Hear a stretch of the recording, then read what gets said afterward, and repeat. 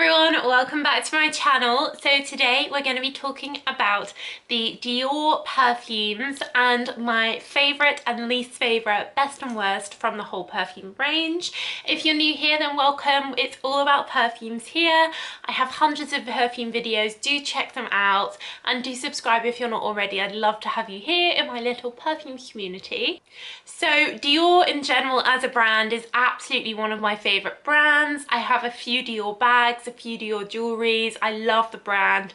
I think it's so perfect and classy and elegant and not too over the top, and I'm just such a fan. And I think that some of these perfumes just have such amazing memories for me, and the branding and it's just beautiful, especially recently, the past few years, they've really gone really cool with the branding. So I'm going to start super positive with my favourite. So my number one favourite perfume from Dior is Miss Dior. Now I have the Absolutely Blooming here. I also have the Miss Dior Eau de Toilette. There are three versions of this, Miss Dior, Eau de Parfum, Eau de Toilette, and a pure perfume.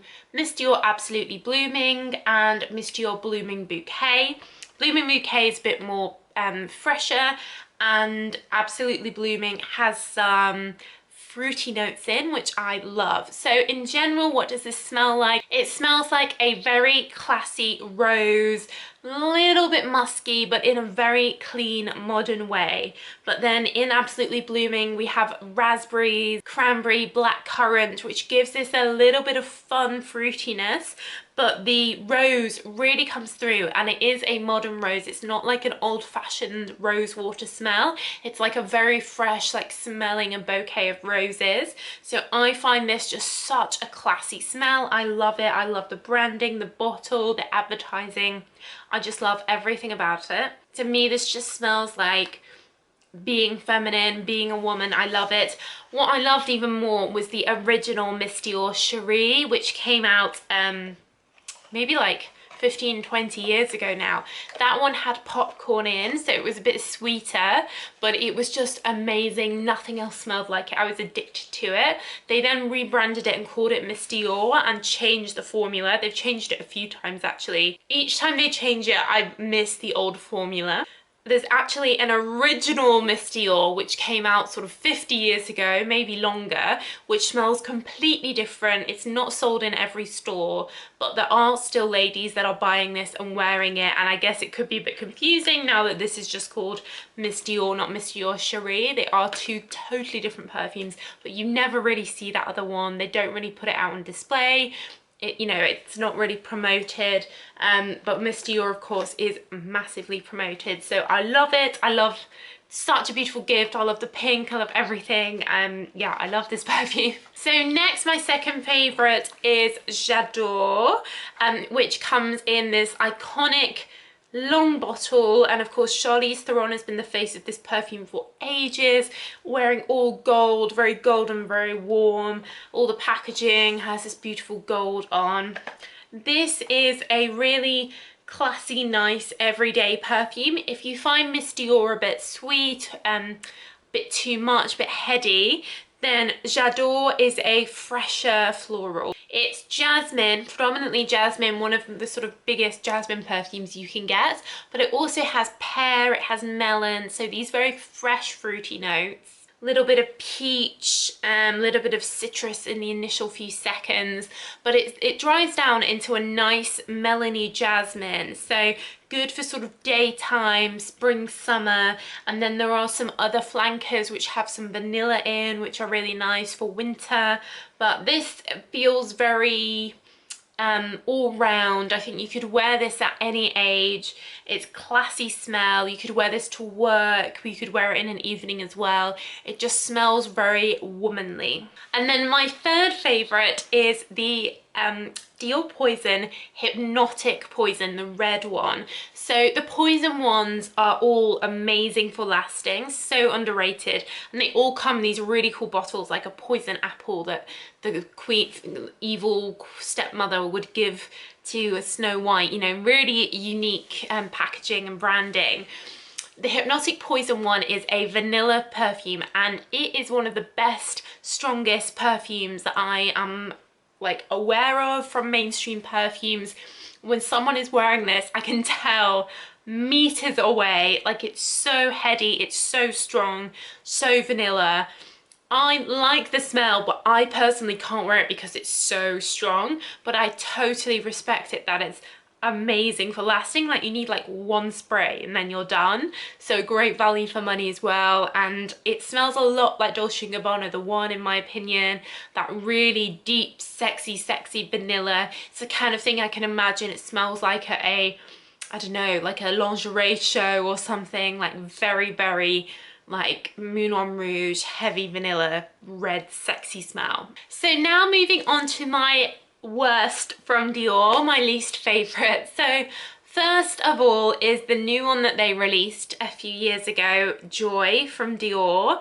Now, I was super excited for this. There was loads of hype. Jessica Lawrence, the face of it, I really like her. She's obviously quite adventurous and outgoing, so I thought it was going to be quite an outgoing perfume. Real anticlimax. It's a really unmemorable and just smells like a nice fresh smell. It doesn't smell particularly classy. It doesn't smell like a Dior perfume. It doesn't smell like it costs £100, which it does. It's a light musky jasmine with some citrus notes in, a bit of rose, but it just smells like a generic citrusy floral like so many other perfumes do. Really underwhelming. They really improved it with Joy Intense, which came out more recently, which was much more interesting, and I don't hate that at all. But original Joy is just so meh. Like, I'm so not into it. It's not worth the money and a real letdown given all the advertising and hype. So next on my list is the Poison Girl Unexpected. So like I said, the Dior Poison range, like Poisons, are really heavy, iconic perfumes. They then created Poison Girl, which was a bit like, okay, I don't hate it, don't love it, it's okay. They then brought out Poison Girl Unexpected. So first of all, I don't understand the name. Like, what is it that's unexpected? I mean, if anything, it's super expected because the perfume's already called Poison Girl, so we kind of knew it was going to be called that as well. And yeah, I don't understand the branding of it. The bottle and everything's very pretty with pink liquid. It's a ginger perfume, so very fresh, citrus notes, and there are some like deeper vanilla-y tonka bean notes in here, but it doesn't last as long as it should do, in my opinion, given it has like tonka bean in, vanilla in, hazelnut in. On paper it sounds like it's going to be really good, but it just doesn't last on me, and I don't really like ginger, and I just found this a bit of an odd release, like odd name, odd smell, bit of a sort of wet fish flop perfume. Like, I just don't know where it was going, or I don't understand the story behind it. And Poison Girl, I think, was a bit unnecessary, and then Poison Girl Unexpected, it's more like Poison Girl Unwelcome. Like, I just don't get it. And then lastly, third on my worst list is the Dior Addicts Fresh. So Dior Addict is the blue tall one, kind of a bit like Dior Poison. It's a deep, heavy, oriental vanilla, good for lasting, a good perfume. Fresh is nothing like Dior Addict. I don't understand what it's doing. Why is it so different to the one it's meant to be a flanker of? It has freesia and lily in, and I dislike both of those smells. And then it has some like citrus fresh, and then that's it. And it's like, what is that? Like, if you're going to be a Dior Addict perfume, you need to be strong. This Dior Addict is all about like strong, in your face, heavy vanilla. Then this Fresh, like, this should have been brought out as a different name, nothing to do with Addict. But even if it was a different name, it's just like such a, like, Lily of the Valley, freesia, these are old-fashioned fragrance notes. Like, don't bring these out. It's just so meh, like, so not good enough from Dior for the price tag, for the, you know, the fact it's Dior. It should be interesting and special, and it's just neither of them. So that's my rundown of best and worst. Let me know what your best and worst are from the range. I'm sure we all have different ones. I hope you found this interesting, useful. Do give it a thumbs up and subscribe if you're not already. I'd love to have you here. But that's it, guys. So thank you so much for watching. As always, products will be linked down below where you can get these all around the world. But thanks so much for watching, and I see you again real soon. Bye.